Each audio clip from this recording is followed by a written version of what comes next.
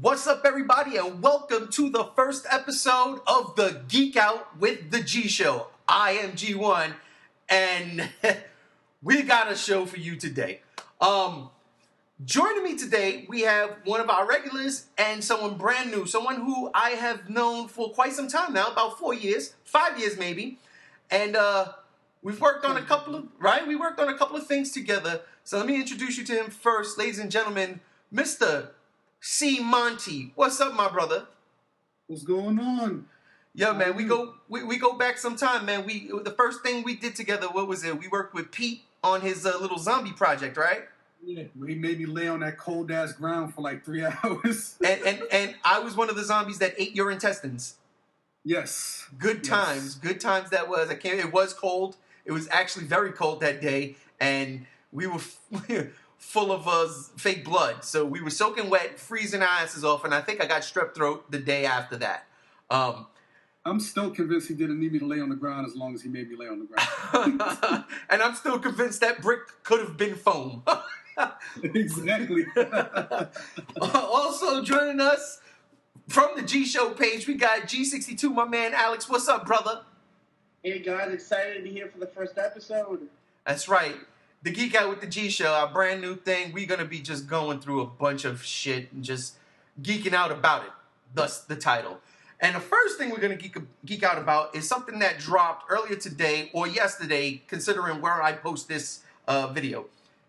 And that's Joss Whedon.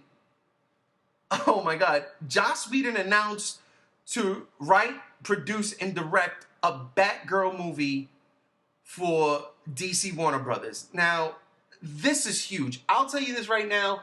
The implications on what this means for the bigger picture in the DCEU is unbelievable. But the news, Joss Whedon himself doing this, I fucking love it. I think this is a perfect fit. But before I get into it, I want to hear what my panel got to say. I'm going to start with you, G62 Alex. Talk to me. What do you think about Joss Whedon on board, going all out, blitzing Batgirl? I mean, look at all the projects that he's done, from, Firefly, from Angel, Agent of S.H.I.E.L.D., from helping the cinematic universe, Avengers, so many random but great films and shows that he's done just to helm now Batgirl, which I hope goes through 100%, because you never know what happens in the with DC. But if it does go through and he does go with it and starts it soon, I hope he does a great job. I do believe in him. I do believe in him. Gotcha. See, Monty, what about you, brother? I mean, I'm intrigued by it. I'm definitely intrigued by it. I'm one of those who, feels that Joss Whedon is strongest when he's working on his own stuff, not trying to pull off of somebody else's source material, but, when he's doing his own independent projects like Angel, Buffy, Firefly, that's where he's, really the strongest. Not that his movies where he's worked on other people's source material are bad.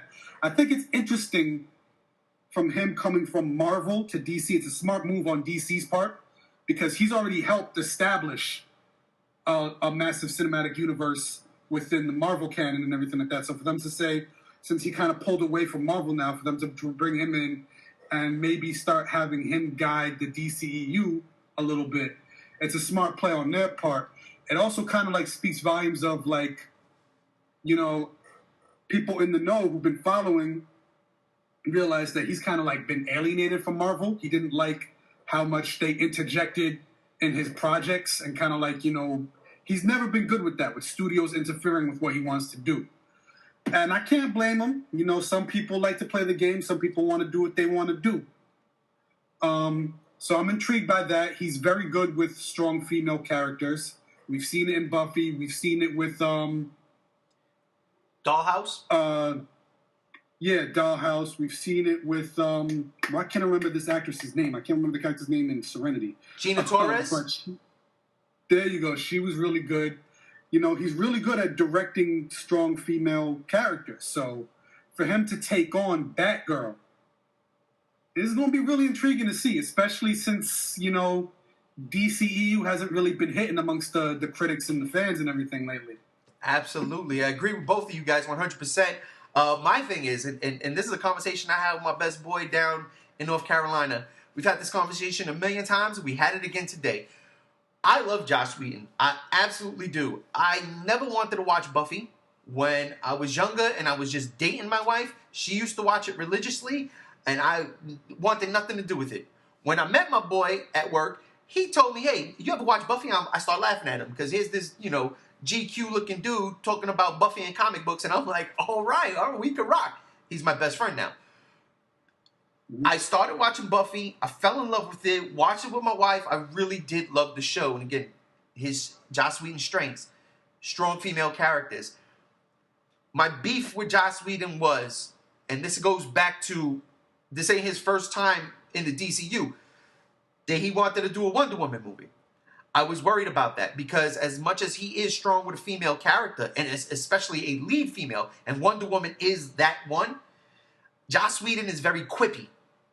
And I don't think Wonder Woman fit that quippy nature. Buffy did, but again, like you said, Chris, it's his thing. Angel, his thing. Firefly, Dollhouse, those are his things. It worked for the first Avengers movie because Tony Stark was established by Jon Favreau as being quippy and very quick-witted. Even Thor had a couple of one-liners in his solo outing. Captain America, he had a couple of zingers in his first outing. So when you bring them all together, that movie made sense to be quippy.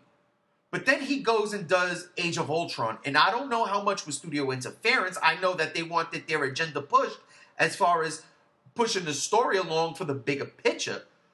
But when everybody starts to make a joke, and when you have the main bad guy in Ultron who's supposed to be, at this point in time, the end-all, be-all joking, it really bothered me, took me out of that movie, lost a lot of its flavor. I still love the first Avengers movie. I think that's one of the greatest comic movies ever made.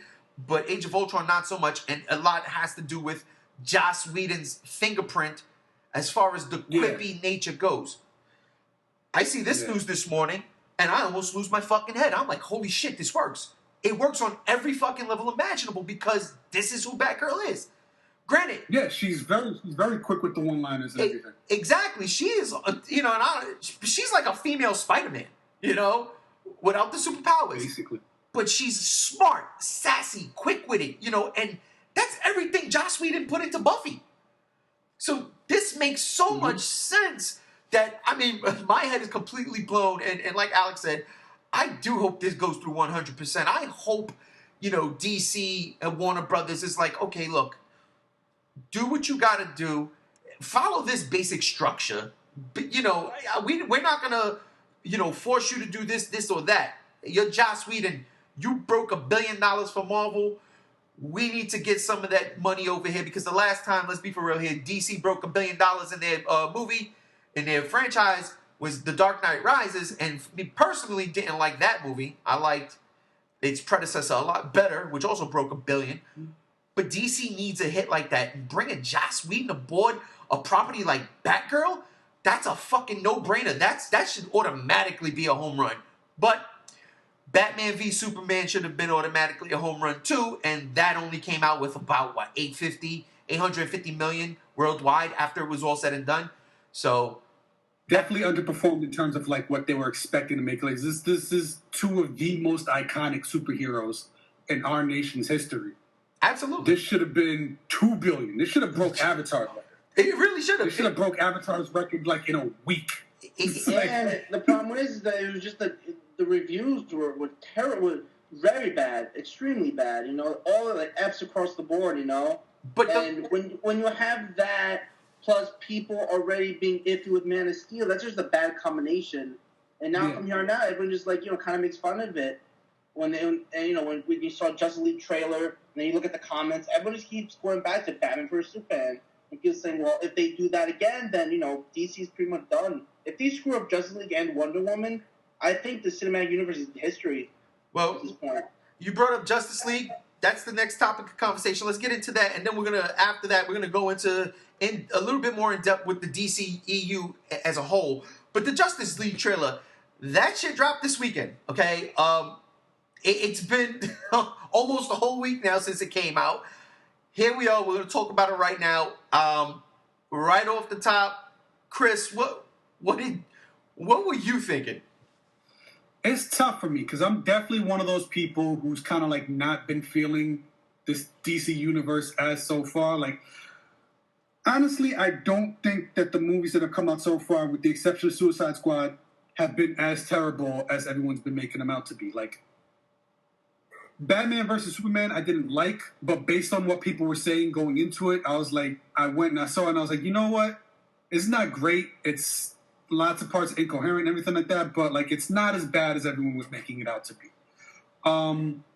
So for the Justice League movie in itself, it does seem from the trailers that they're learning the lesson in terms of like when they had that whole no jokes, no quips thing, everything had to be serious. You know, it does seem like they're learning the lesson on that and allowing a little bit more levity into their movies. I'm a big Momoa fan. Yes. So Jason Momoa as Aquaman is a selling point to me. I'm going to go see it for him regardless of the fact that it does kind of look like a 2-hour video game cutscene.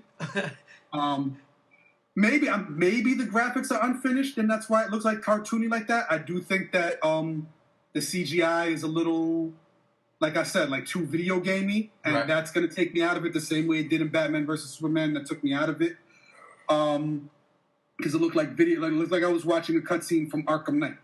Yeah. But ultimately, I'm interested to see if they do start striking that balance and they do start making, you know, a little bit more levity and a little bit more humor into the thing and seeing the characters bond and everything like that. Because the thing with me, as far as the DC Universe goes, is I'm a little upset with Warner Brothers and the way they've been handling the properties because they've owned the entire DC lineup since they got Superman back in the 70s. They should have been the first ones to the table with a team-up movie. Absolutely. And, you know, I do respect the fact that they allow the directors to you know, go for their own vision a little bit more than Marvel does. But, like, when Batman Begins came out and Dark Knight was coming out and everything like that, Christopher Nolan had that whole thing where he's like, you know, this Batman exists in a universe where Superman doesn't exist. And I'm like, yo, come on, dog. Really? Like, I respect your vision, but fuck you, I want a Justice League movie. Let's make it happen. They should have been first to the table with this. So they are scrambling to catch up, and I think that's where a lot of the messes are making. You know, the same thing with Iron Fist. My problem with Iron Fist the first season is I felt like it suffered from rush production. There was that whole back and forth about whether or not they were actually even going to do the show. So when they finally settled on it and they put it out there, they had like, 6 months between when they announced it and when it was released now? So, like, that's where the biggest problem is. They didn't nail everything down. But I don't want to get too much into that because we're talking DC now and not like Marvel stuff. But yeah, so that I'm intrigued to see, like, as they're making progress, where they're learning from their missteps and everything like that. You touched on a lot of great points there, especially with BVS. Oh, God. The extended version is a lot more tolerable. I will say that I enjoyed Not by much, though. You know, and I get that, but you know what? For me personally, because I came out of that movie so disappointed, I was just like, damn it, man, that's not what I wanted to see. Yeah. But the extended version cleaned up a lot. They added more to it that made certain things that made no sense in the original theatrical cut make more sense. A lot of that had to do with Clark Kent. Going back to what you said about Nolan and his Batman in that universe, I 100% agree with you.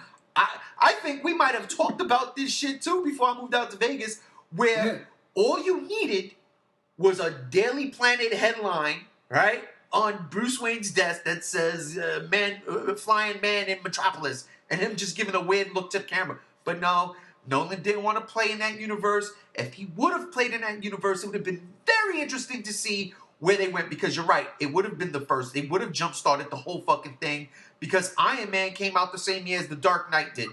So they would have already had 2 or 3 years ahead. One of the few times I had to cut you up, but I feel that's one of the few times where the studio should have stepped in and said, no, we want to build towards a Justice League movie. You know, we're hearing rumblings that Marvel's going to start building towards an Avengers thing and everything like that.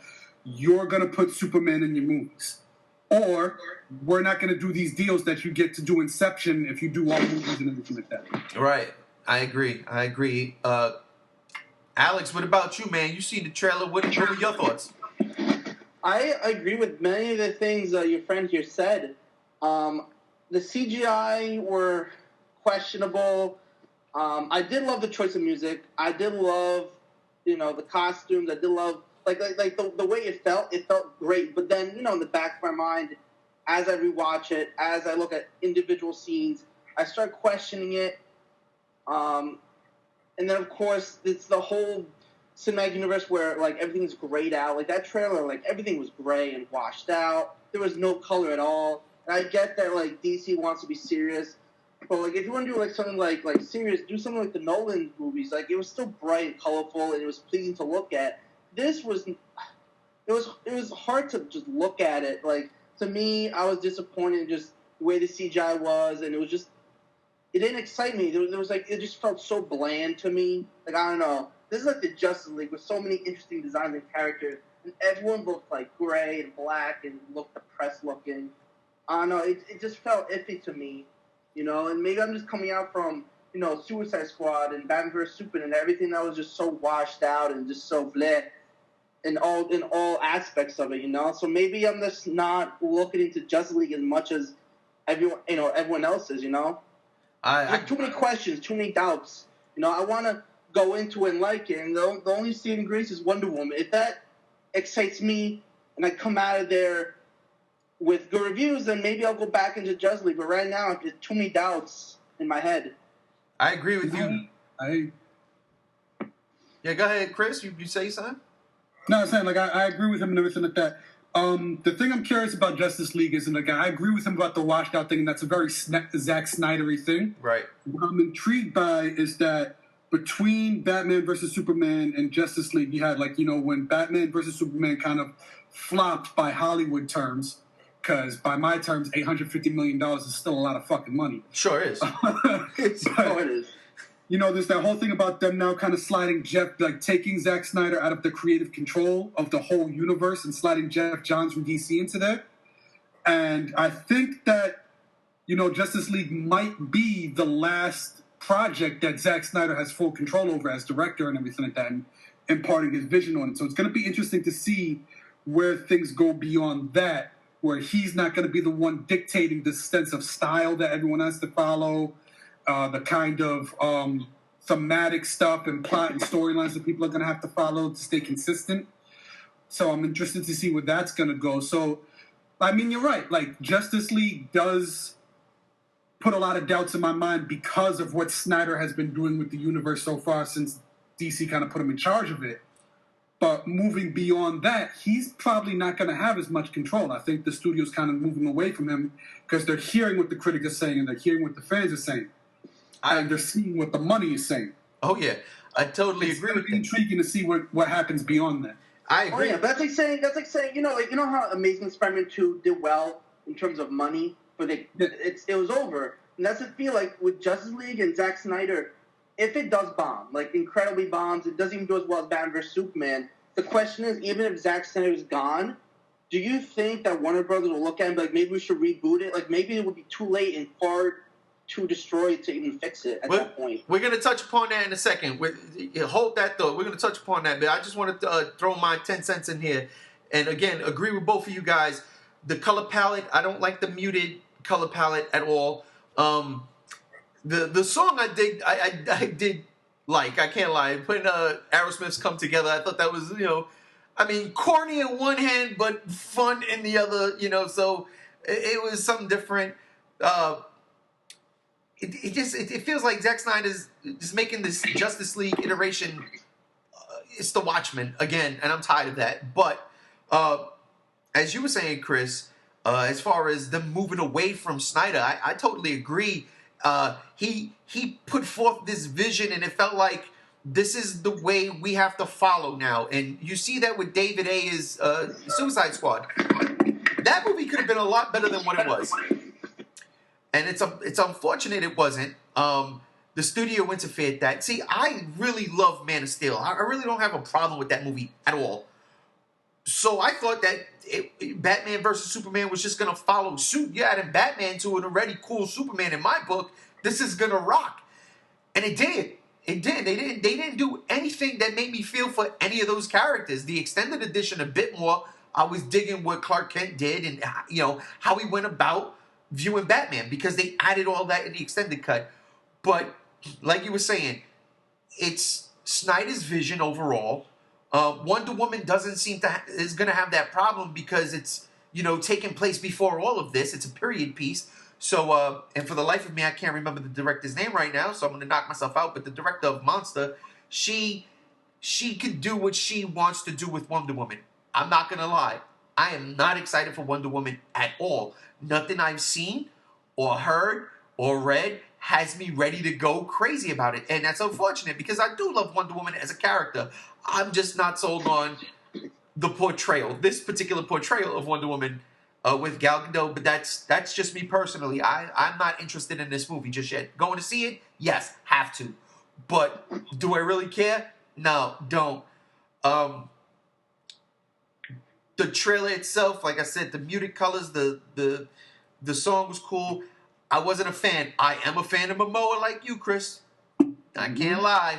Got a little man crush on that dude. So, that's my man. And I've always been an Aquaman fan since the days of Super Friends. I don't care about the orange suit and the silly he talks to fish shit.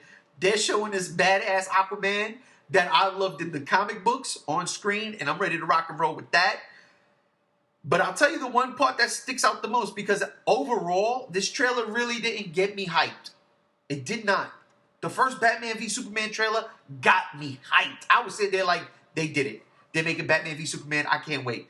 This trailer didn't get me hyped, but what did get me hyped was seeing the Amazons rushing into battle against the hordes of Apocalypse. That's a war. That is a fucking war. And I really hope that is in the third act of the movie, and that is a big deal. I hope that's not just some vision of a possible scenario. That needs to be in this movie to give it this Lord of the Ring Helm's Deep feel, Battle of Helm's Deep feel, where people be like, hold up, time out, because that's something Marvel has not done yet. And I'm not shitting on anything Marvel has done so far. They've made great fucking films, fun films that got me involved. But Marvel has not gone to war. Don't say Civil War. That was a 5-on-5. That was a basketball skirmish in a fucking airport. I'm talking about this shit was a cinematic battle in line of Braveheart, all of old school movies where it's just one giant army against another giant army. And if that is in the movie fleshed out, a good 10-minute sequence, say interjected with the superheroes doing their shit, oh god, then I'm really on board with this, and I'm probably gonna like this a lot more than I'm liking this trailer. But one of the things, though, that I do hope that DC starts doing is slowing down the pace, trying to catch up with Marvel, because they seem to be rushing a lot of story arcs. Like, second movie they did with this shared universe thing, they had Doomsday kill Superman. That's years down the line, dog. Like, that's if he can say that's Doomsday at all. Yeah, it's like in his second movie, in Superman's second movie, dead. They had the death of Superman by the second film. So I do hope they start kind of pacing themselves and let stuff start to build like the way Marvel did. I know they're trying to catch up and be competition and everything like that, and that's fine. But there's a way to do things. And you start rushing into stuff like that, you have Death of Superman by the second movie, you're doing Darkseid by the third movie or whatever. It's kind of a lot all at once. I'm going to tell you something. That's what I felt about Batman vs. Superman. It's like, we're introduced to Bruce Wayne, and then all of a sudden we get crazy Lex Luthor and then crazy Darkseid. It's too much at once, and I feel like Justice League may fall into that. This is the first time we're seeing Cyborg. We're seeing, others, Flash and stuff, and then all of a sudden we're going to a huge war, which, like, I don't know, I feel like we're going to go rush right into it so quickly, and it's not going to feel developed. Well, Wonder Woman is going to... That's the setup with the Amazons, Wonder Woman. So that's where I'm not really worried about that. But I will say, as in terms of Superman dying in BVS, you know what? As a comic book fan who remembers when that comic came out and has about 6 issues still in the black plastic bag, that's probably not worth much. I liked it, but I'll tell you this. I definitely, see your point. What the problem was there is they mishandled it. There was no character development to make me care enough about Superman and that sacrifice. Whereas, let's say hypothetically, in 1976 or 77, whenever Superman 1 came out, and then let's say they did that in Superman 2, they killed Christopher Reeve off. There was so much more Christopher Reeve brought to the role. That goes to, speak volumes about what Donna did and the script itself. You really felt Superman. You're like, yeah, Superman, that's a cool motherfucker. There really wasn't that. In BVS, there was really none of that. It was kind of like a completely different Superman than what you got at the end of Man of Steel. Man of Steel, to me, that's the Superman I want to see. Like, he's a heroic, guy I could get behind. I'm like, gee, this dude right here, that's the man. And BVS, he comes in and starts, he kills people right off the bat. And you're sitting there scratching your head like, he put that dude through a fucking cement wall. That guy's dead. There's no way around that. You know what I'm saying? There's no way. And that's a complete difference. I mean, unless you want to say, well, he broke Zod's neck at the end of Batman v Superman, so he's a killer. It's okay now. Get the fuck out of here. No, he's not. That doesn't make no damn sense. I'll defend to my dying breath. I know a lot of people hate the Zod's neck snap and everything like that, brother, because basically the Phantom Zone was already closed with no way to reopen it to send Zod back. And Zod basically said, you could have flew him away, you could have got him. But Zod basically said there, as long as I'm drawing breath, I am going to try and destroy everything you love and destroy this planet.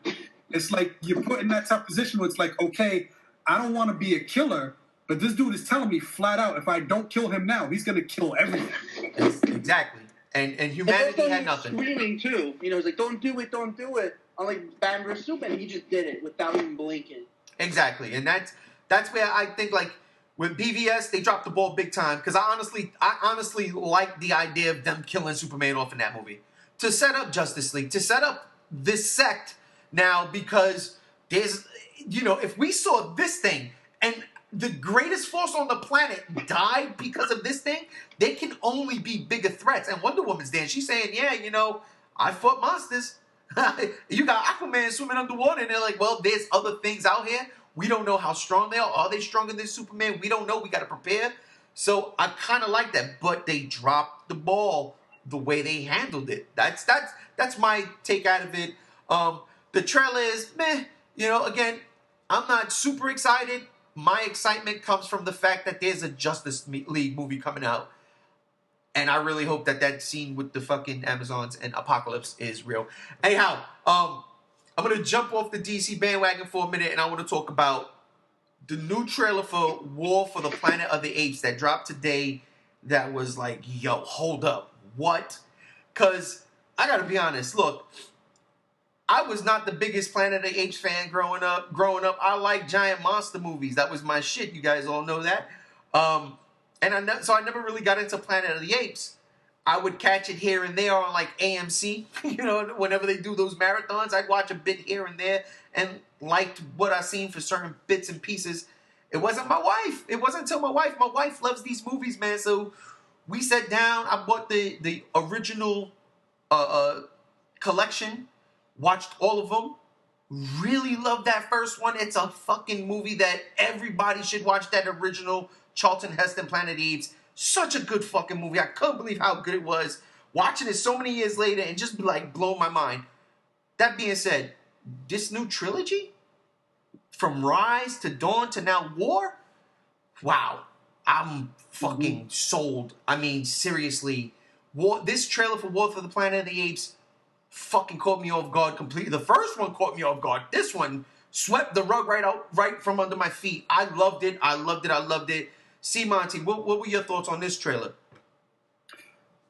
Definitely, really grabbed my attention on this one. Like you said, because this franchise kind of caught me off guard. The whole franchise itself. Because, I wasn't really into Planet of the Apes coming up. I've never seen any of the originals. I should probably work on that. The first one only. So my first foray into Planet of the Apes was the Tim Burton film, which is probably not a great place to start. Word. But when Rise of the Planet of the Apes was coming out and you see the trailers and you're like, oh, James Franco, really? Like, this is going to be our introduction into this new franchise. I'm not going to be able to take this seriously. And then the movie comes out and I'm like, holy fuck, this is a good movie. Like, this is a solid, way to start off a franchise. And then Dawn of the Planet of the Apes comes out, and you got heavy hitters like Gary Oldman and I'm blanking on this actor's name, but the dude that was in the shitty new Terminator movie. He's a good actor. And Captain Boomerang. Yeah. Yeah. No, not the dude from whatever. So, but like, it's a solid movie and it's a great movie, and now you got this, and Woody Harrelson looks like he's just getting looks like the perfect foil for Caesar in terms of Caesar's transition to I just want apes to be able to live in peace to I want to fucking kill humans now. I want to wipe your people out and become the dominant species on the planet because that's the position that you put me in.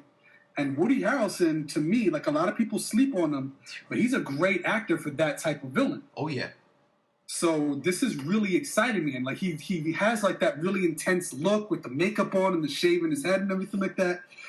And like you're seeing now Caesar transition from someone who just wanted to live in peace amongst fellow apes and, you know, kind of just keep everybody together and, you know, live on the sidelines and not really worry about the humans too much to now active to even at the end of Dawn, it's like, you know, war is coming. I'm going to do what I have to do to defend my people, but I don't really want a war. And now it's getting to a point where you're seeing him transition from that to being this great leader saying, we are going to take these people out because that was what our survival depends upon. And seeing that transition and going more towards from, you know, a rise of the Planet of the Apes to the actual Planet of the Apes, where apes are the dominant species on the planet. This is really intriguing, man. I agree 100%, man. 100%. Andy Serkis is a genius with this performance, man. Making, like, a talking ape believable and not cheesy and, like, you know, you're actually rooting for an imaginary ape. Like, seriously. I'm excited, man. Hail Caesar. Alex, man, what do you think? I sadly did not see the trailer, but I will talk about the trilogy. Just like you guys, it did catch me off guard because I was never the biggest, Apes fan or the originals or anything. But this one, when I saw the first one, I think 2 years ago, I was like, why haven't I not seen this trilogy? Like, why haven't I not seen it? I saw that, and then the sequel right after the next day, and I was pumped. I was floored. I just loved it so much. It's one of those movies where it came out of nowhere, and it's probably your favorite for the year. Like it was a great shock to me. So hearing about the third one and seeing the older trailers when I went to see like Power Rangers and stuff, and I saw the trailer, I'm psyched. You see Caesar grow, you see the other characters grow, and now this is probably the climax of the whole thing. I'm just super excited to see and how they end it, and hopefully it ends on a high note because the trilogy should I say the other two movies were outstanding, and I hope it goes out as a trilogy as like an amazing 3-part storyline, because it's hard to get a trilogy that every movie is solid, and I hope that this franchise it shows it. Yeah, I totally want this thing to wrap up in a nice big package bow right now on the top. Matt Reeves looked like he's in top form, and he's going to be directing The Batman after Ben Affleck stepped away from it. But, wherever they take the franchise after this, I hope it's in the future. No more Caesar. I really hope they get into a bit of the original style of Planet of the Apes shit.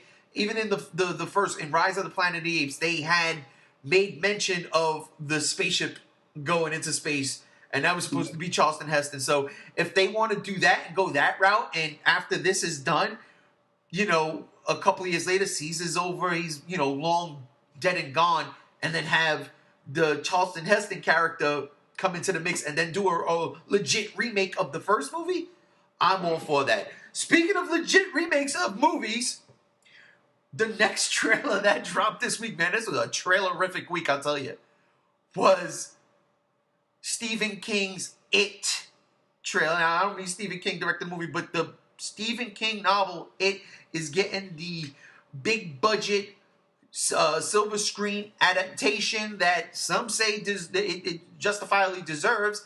I remember the miniseries on NBC, if I'm not mistaken, scaring the holy fuck out of me as a kid. It wasn't until the second part where they had the giant ant monster, which I was cool with. I wasn't scared anymore because I was like, look, it's a giant monster. Cool. Yeah. But this trailer dropped. Alex, did you see this trailer or did you not see this trailer like I gave you homework to do? I saw it. Oh, okay, here we go. What were your thoughts on this trailer, man? I loved it. I actually, greatly enjoyed it.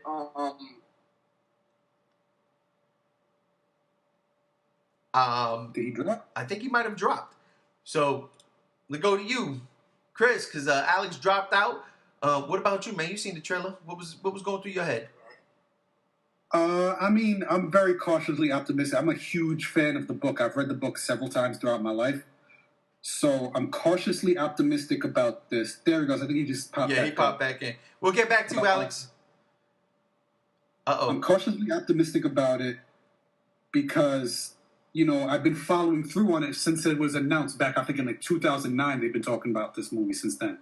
So I've been following the back and forth of the behind the scenes of production and everything. I was very excited about it when I heard that Cary Fukunaga was attached. Cary Fukunaga, the guy who basically directed the entire first season of True Detective. Yep. Because I felt like True Detective in that first season kind of encapsulated what it was about. Like this kind of sort of underlying evil in this small kind of backwoods sort of sleepy town, that seems ideal on the surface, but then underneath that, there's like this creepy stuff going on. So I thought he would bring a lot to it, and then when he backed out, citing differences with the studio, with interference and everything like that, where he said they seemed to be pushing him to do more of a traditional jump scare kind of horror movie, which that's kind of where I started getting nervous about this because it is anything but a jump scare movie. It is like a psychological mindfuck thriller of like a Lovecraftian horror kind of thing, where it, has that underlying thing. Right. Like I was talking about, that underlying evil. Like I said, I'm cautiously optimistic about this movie because it does look stylistically from the trailer like it fits the tone of the book. Obviously, there are certain things that aren't going to make it into the movie. You're not going to get to see everything because the book was like 1,100 pages long. You're not going to fit 1,100 pages worth of material into a 2-hour movie. Even if they do the 2-part like they've been talking about, like the first one is the kids and then the second one is the adults. Right. You're still not going to get everything. And some things, honestly, I don't think the country on the whole is ready for. Because there's one particular scene, I don't know if you guys read the book, there's one particular scene that I honestly don't feel see. But like I said, I'm intrigued. I'm cautiously optimistic. I'm going to give it a chance. Yeah, you know what? I agree with you, man, because when Cary Fukunaga was attached to it, like you, True Detective caught me. Well, that show caught me off guard because I'm not into dramas like that on television. But I mean, Woody Harrelson and Matthew McConaughey, like that was ridiculous. That was ridiculous. It was McConaughey, right? I'm not bugging, right? No, it was McConaughey. No, it wasn't McConaughey. So that alone made me like my interest was peaked. But that show itself, I didn't watch season 2, but that first season really blew my mind. And if what you're saying is true, because I've never read it, the novel, but if what you're saying is true, that the novel is a psychological thriller, utilizing Lovecraftian themes, that makes so much fucking sense in terms of what it is. You know what I mean? What Pennywise is, what the creature is. It feels like that Lovecraftian old god horror type of thing. And yes, fuck the jump scares, man. Scare me mentally. Make me afraid to open my door at night or close my door at night or shut the light off. That's not because I'm afraid something's going to... Make me scared to exist. Exactly. So, going by that, yeah, I when he dropped out, citing the creative differences, I was kind of like, oh, shit, all right, but we'll see what happens. Because other than that, I mean, the first couple of stills that came out, Pennywise, the kid looks, he looks good. Nobody's ever going to beat Tim Curry. And Tim Curry scared the shit out of me as a kid. Tim Curry was basically the only reason to watch the miniseries in the first place. And the giant ant monster. I don't care what anybody says.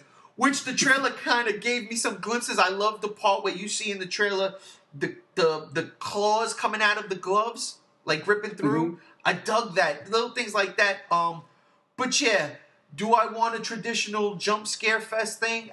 You know, I could get that with The Conjuring. They've been working. Yeah. Give me another Conjuring movie. I'm interested in this movie. I can't lie, because I do want to see where they go and the differences between the miniseries and what they're doing with this film. And you know what? I might just bite the bullet and read 1,100 plus pages just to have that also embedded in my brain. Alex, what about you? You were cut off and now you're back. Sorry. So I like the trailer, but here's the thing. I don't know anything about the miniseries or it as a character or a series. Like, I never got into it. I was never big on horror films, drama series, any of that. So, you know, when you told me about this movie, I was like, okay, I'll give it a shot. Like, I've seen, like, this clown-looking creature thing. I don't know what it is. And watching the trailer, and I liked, like, the balloon when they showed it, like, the symbolism. Like, yeah, that looks creepy. Just a balloon just floating there. And when I saw the kids looking on the projector and it said, like, turn it off, like, that was cool. So, like, I don't know. Like, maybe I'll look at it as, like, one of those movies that I have time for. You know, I like the design of the creature. I'm guessing that's what's called It, is the creature. I'm not sure. Yeah. You guys know way more about it than I do. But, you know, I'll give it a watch. It seems interesting. All right, well. Maybe I'll end up really liking it, and then I'll start watching the miniseries and stuff. Just go to the giant ant, man. Just go to the giant ant. And don't worry about... Technically Spider. The what? Technically Spider. Yeah, you're right. It was like a giant spider ant crab thing from Kong Skull Island. But yeah, so the It trailer drop. I'll tell you, man, trailers, and we're going with one last trailer review, and that is, of course, the big one, Valerian. I'm just fucking kidding. We're not talking about Valerian. Although I am a sucker for Luc Besson movies. I really am. I didn't like Lucy, but I love The Fifth Element. I love The Professional. And if you guys have not seen this movie, I tell you, do not go see Brick House or whatever the hell that movie's called. Go see District 13. Or District 13 is awesome. That's great movie. One of the greatest action movies I've ever seen in my fucking life. I love that movie so much. It's a constant at least twice a year. But we're talking about Spider-Man Homecoming, the second trailer. This fucking movie. Out of the two superhero trailers that dropped this week, I gotta be honest, it's that fucking Spider-Man kid from Queens, huh? That Spidey from Queens. That Parker kid. Wow! I'm just gonna start this shit off, and I'm gonna just throw this right out there right now. Dear DC Warner Brothers, whenever Michael Keaton's contract is up, sign him, give him $65 million for one movie, and make that Batman Beyond. Thank you very much. Michael Keaton fucking killed this shit. Yo, we talked about It and Pennywise being a little scary. Michael Keaton scared the fuck out of me in this trailer. He is sinister. Yeah, intimidating, sinister. He's everything. Michael Keaton is one of the best actors I've ever seen on fucking screen. And in this time, his little rejuvenation since Birdman, I would say. Yeah. Drives me up a fucking wall. Not to mention that the trailer itself, it blew my mind. I love Spider-Man. He's always been my number 2 superhero after Batman, of course, but my favorite Marvel hero. And while I love the first Sam Raimi Spider-Man, and Spider-Man 2 to me is the greatest Spider-Man movie up until this movie comes out, I didn't like either Amazing Spider-Man movies. But seeing what this young man right here, his name right now is slipping my fucking mind, but seeing what Tom Holland, yes, seeing what Tom Holland did in Civil War and the way they made Spider-Man come to life in the Marvel Cinematic Universe, it all works for me. Seeing this trailer fucking threw it over the edge. I cannot wait for this fucking movie. Alex, let's see if you don't drop out. What did you think about this trailer? Amazing.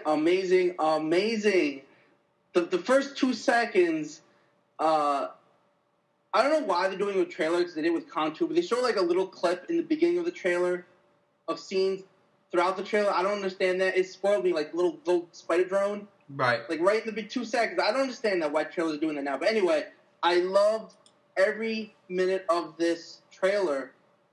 As you can see the chemistry between first the friend of Peter, who is a character from the Miles Morales storyline, which I'm glad they squeezed that little part in for anyone who does not read the comics. Right. And seeing how Peter's interacting with Tony Stark, you see the Avengers Tower, which I didn't expect to see in this actually. There's just so many little bits here and there. It just kept me invested, unlike the Justice League trailer a few days beforehand. It's such a fresh a breath air, which I thought Justice League was going to give to me, but Spider-Man pulled all the knots out of my heart. It was like, geez, this is the movie I've been waiting for 20 years, ever since Spider-Man 1. I've been waiting for it. Yeah, I totally agree. I loved it. Chris, what about you, man? I mean, obviously, I'm going to be head over heels for this. Like you, Spider-Man is one of my favorite Marvel characters, if not my actual favorite Marvel character. Probably is my favorite Marvel character, like, of all of them. So I'm very excited about this. I do feel like Tom, in that 15 minutes that he had in Civil War, Tom Holland basically pulled off the best Peter Parker Spider-Man comic.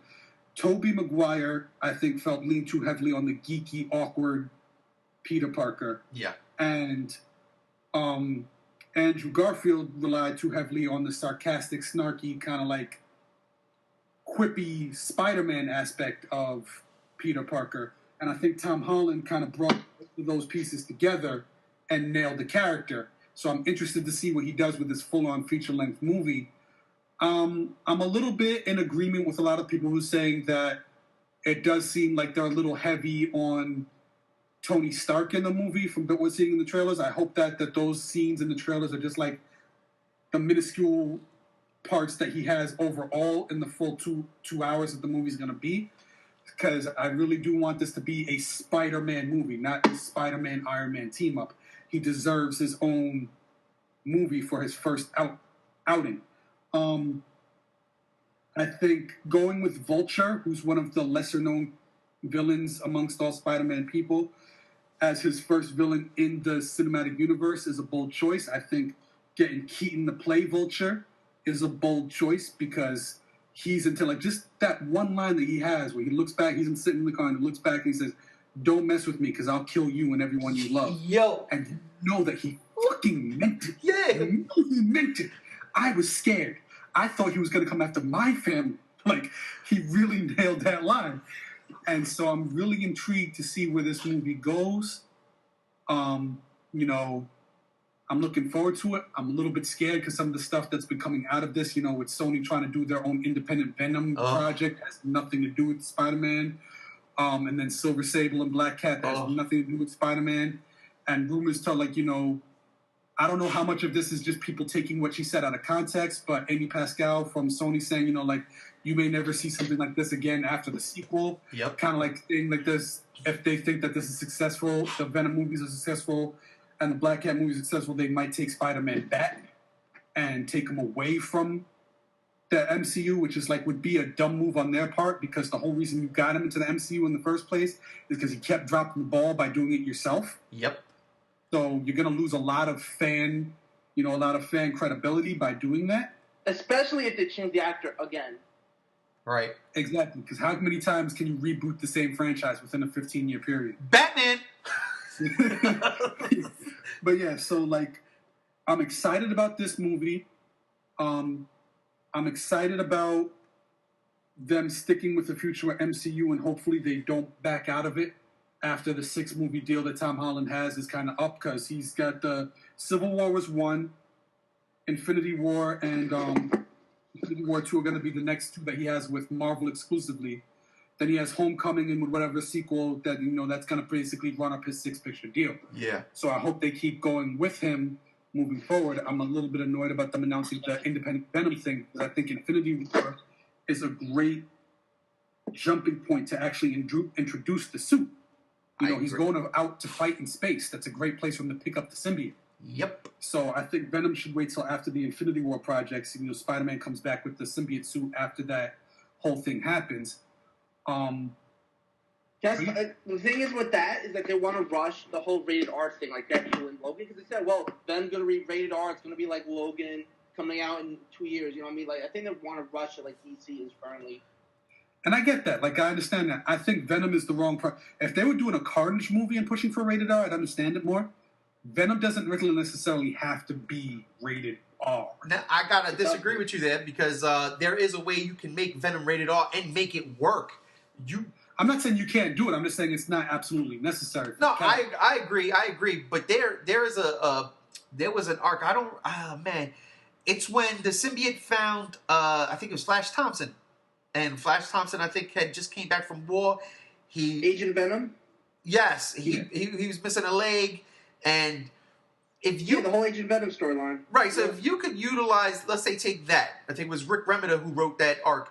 If you could utilize that and adapt that and have it where they're using him as a weapon, kind of like what, Weapon X was supposed to be for, used as a weapon, these mutants as weapons, but have it where this dude actually likes doing it because he's a soldier, then you could get it. You could get down into like this real gritty, like wartime thriller almost, like this one man on a mission, killing everybody type thing.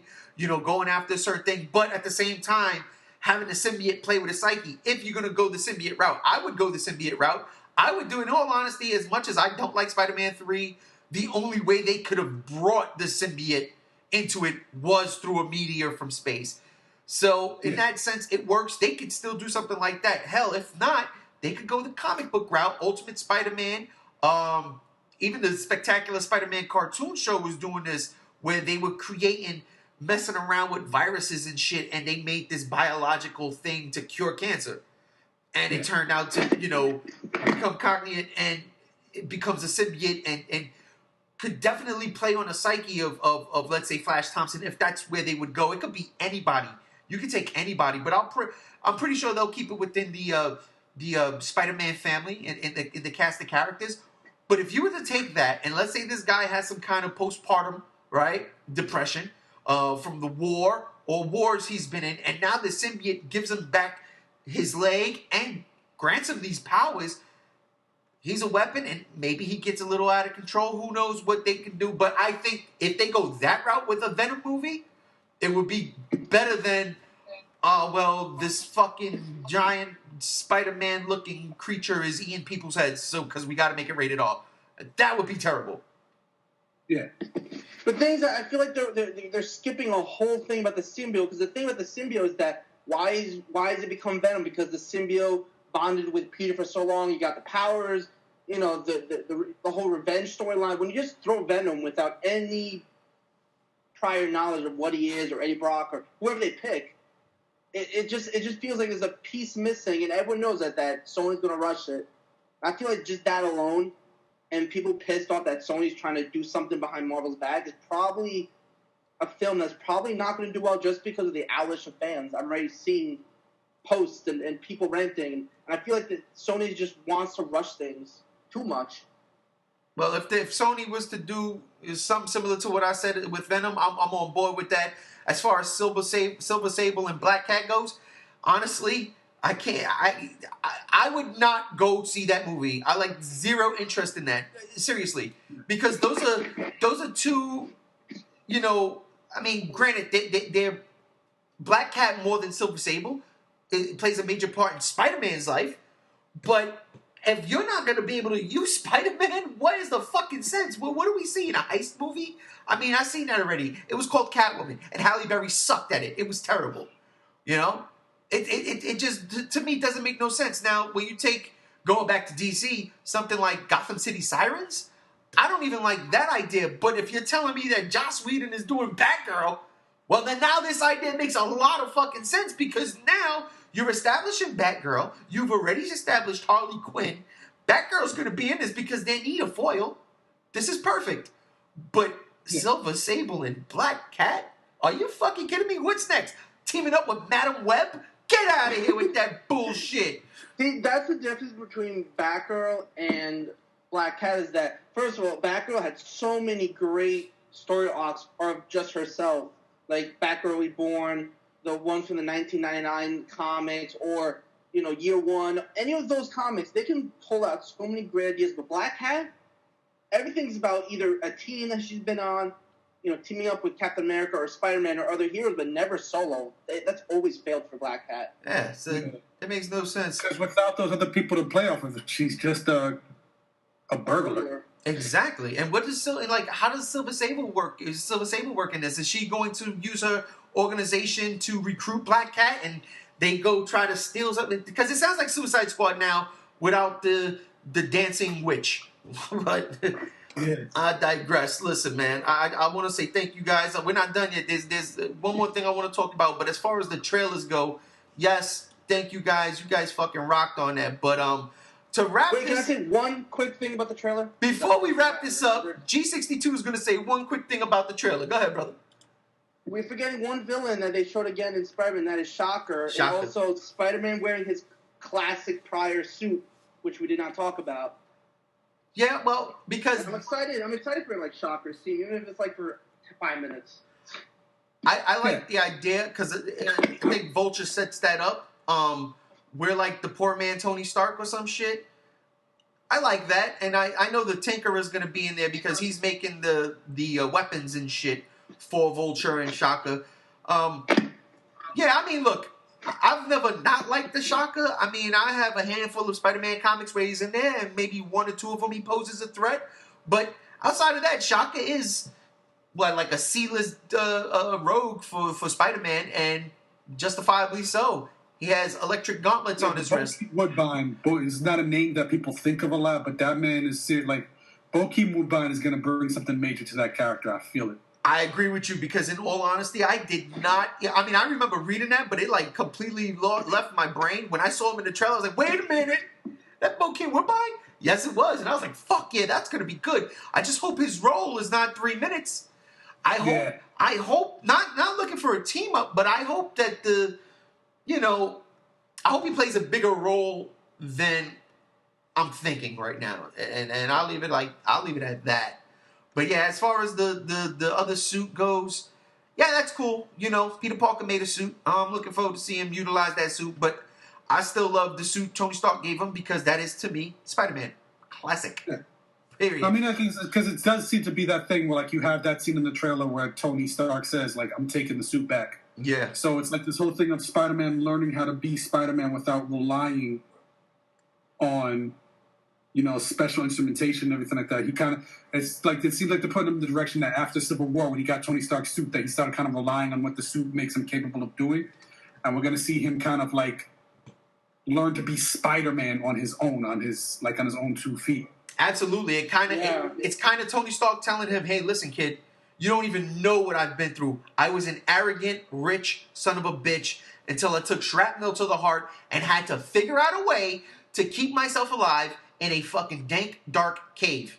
And I did it, and I came out a better man for it. Even though I created Ultron and might have went against Captain America with the Accords, but still, I came out a better man for it, and I like that." He's telling Peter Parker, yeah, the suit don't make the man. And I like that a lot. But last topic for the night, boys, because it's up there in time, and you guys are on the East Coast, which means it's probably past your bedtime. For me, I got about an hour. Yeah. But last topic of the night, we're not talking about a trailer. I just want to talk to you guys real quick because it's more to your time frame as far as shit to geek out about. And I want to talk about your thoughts about the Power Rangers movie. I'm going to start with you, Alex. When you saw Power Rangers, man, I mean, were you a fan of the original show when you were younger?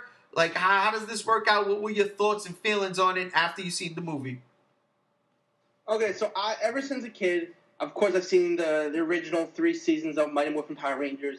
Then I saw Zeo, and I kept going on until the latest one. I've seen every season, every series. Even if it sucked, I still watched it. So I can tell my friends how I thought about it. And then, of course, the original, I think it was 1996 or 7. The first Power Rangers movie. Yep. And then, as corny as it is, I still saw it in theaters. I remember it. And I did watch it a week before watching the new one, so I could compare. So I went to this movie, and I wasn't sure. I had low expectations because, I didn't like the designs of the Zords and the trailers and stuff. I went into it, I was like, okay. So let me see if Hollywood has it in them. And I came out of it surprised. I came out and was like, you know what? I think I actually liked it a little bit better than Kong, which I still loved. Like, I was so invested in the story. The characters were well developed, something that's so rare in Power Rangers. The CGI was actually very decent. We had to actually get to see the past of Rita and Zordon, which we never did in the original series. And, just them becoming Power Rangers instead of, boom, the suits are on within the first 5 minutes of the episode. We get to see them, how they became Power Rangers, but also the reason why, and their friendship developing. It was everything that the original series lacked, which was depth, and it really needed it after all these years. And I felt like it finally filled in that void. After all these 20 years of watching Power Rangers, no season came anywhere close to what this movie did for it. And I think it was a movie that the series needed, and I loved it. I personally loved it. I hear you, bro. I hear you. See, Monty, you were having some doubts and trepidations on Facebook, if I'm not mistaken, about seeing this movie. Yeah, so I had pretty much the same experience that G62 had, in the sense of, like, I grew up on that show. I a little bit more towards, like, after the original series had its run through, like, I kind of started falling out of favor with it. I watched up until the first movie with Ivan Ooze and all that and everything, but at that point I started getting to the point where, like, I was getting to that age where Power Rangers felt too kiddie to me. Yeah. So I didn't follow through on, like, Zeo and, Ninja, whatever all the other stuff was. In space and all that. Yeah, so I was more of the original Ranger series thing. I remember going to see, like, the live performance thing at Madison Square Garden when they had that whole thing going on, or Radio City Music Hall, I think it was, when they had, like, that big, on-stage show. And I was heavy into the Power Rangers. I watched it religiously when I was a kid. Now that I'm older, I can look back at it and say, it doesn't really hold up. But when I was watching the trailers for the movie, and it kind of seemed like they were going for, like, that whole dark, gritty thing that everybody's doing now, and I'm like, as much as the original Power Rangers don't hold up, like, that camp factor is what made it what it is. Right. That whole cheesy kind of, like, not taking itself seriously and all that is what made it what it is. So, like, when they started doing, like, the dark, gritty, like, troubled teenagers and everything like that, and I was just like, I don't know if I'm feeling this for Power Rangers, because Power Rangers is supposed to be bright and cheery and campy and all that stuff. So I went into the movies with low expectations. And, like, like G62's Alex said, like, I was pleasantly surprised. I was really happily surprised by how much I enjoyed this movie. They built the characters up. They developed the characters leading up into them becoming Power Rangers. They had to train. They had to earn being Power Rangers. They couldn't just do it off jump like they did in the series. Like, as soon as they were teleported to Zordon's base, they just made them Power Rangers, and they can go out and kick putty ass. So, and it was like, the backstory with Rita being maybe the original Green Ranger was interesting. And I wasn't a fan of what they did with Goldar. Right. But it was still interesting. So when you see them finally connect and get the Zords, and then eventually make the Megazord, it felt earned. And I was happy with that. Like, because they were a cohesive team, they bonded, they got together, so it was, a strong story, strong character development, on top of, like, this really cool, like, giant robot fighting giant monster thing, which we're all fans of here. Right. So, right.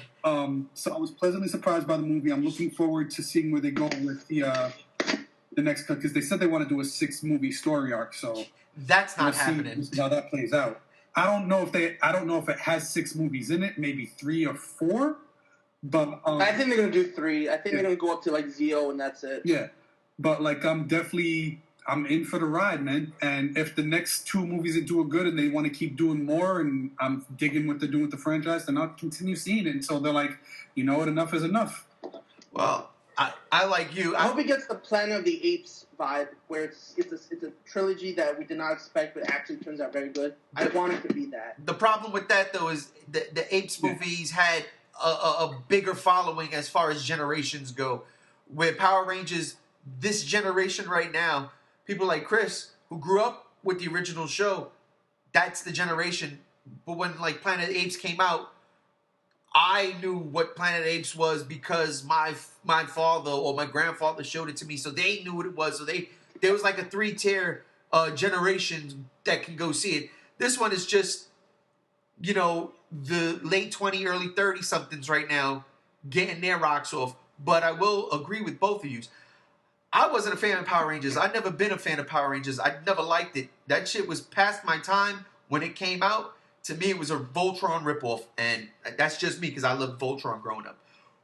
But this movie was the mythology it set up right off the bat with the Zeo crystal. I mean, look, even though I don't like the material, I've done my homework. I know, you know, up until I think Power Rangers in Space, I know what transpired in every season. I've researched it. I've watched YouTube videos. I'm not gonna lie. I wanted to know about the mythology. So going in, and they talk about the Zeo crystal, and I was like, wow, that's pretty cool. I like this. And just that look, the overall aesthetic of it, right off the bat, I was like, wow, this shit looks cool. And yes, I like Rita Repulsa as the Green Ranger, and I like Zordon being a Red Ranger. I just loved all that. And I agree with both of you. The arc with the characters becoming Rangers, to see the struggles and what they had to go through, I fucking ate that shit up. And I, like you, Alex, I liked that movie a lot more than Kong. I liked Kong. I did.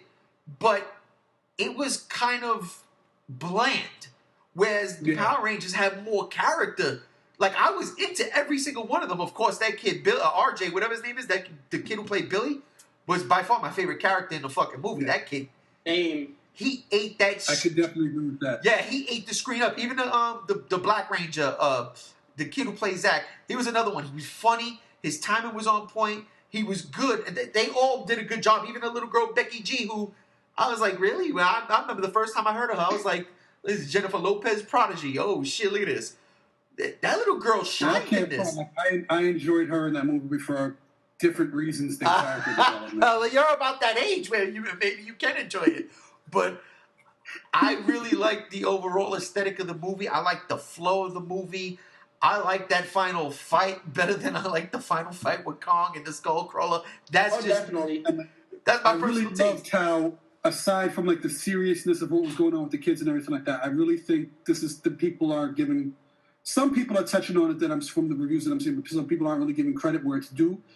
Is how Elizabeth Banks really just did exactly what she needed to do as Rita Repulsa, playing as like that over the top kind of like ridiculous kind of villain, because that's what Rita Repulsa is even from the original series. So I think she nailed that, bringing that level of cheesiness and campiness to the film, which allowed it to open up to like more of the stuff towards the end where it's, you know, a lot more fan service when the Zords are flying out and you hear the original theme like That Go was- Power Rangers. That caught me off guard. I was like, man, you know what? I even clapped because I hate that fucking song so much. I hate that song. And I don't know if you guys knew this, but that version of that song was actually from the first Power Rangers movie. The exact same song.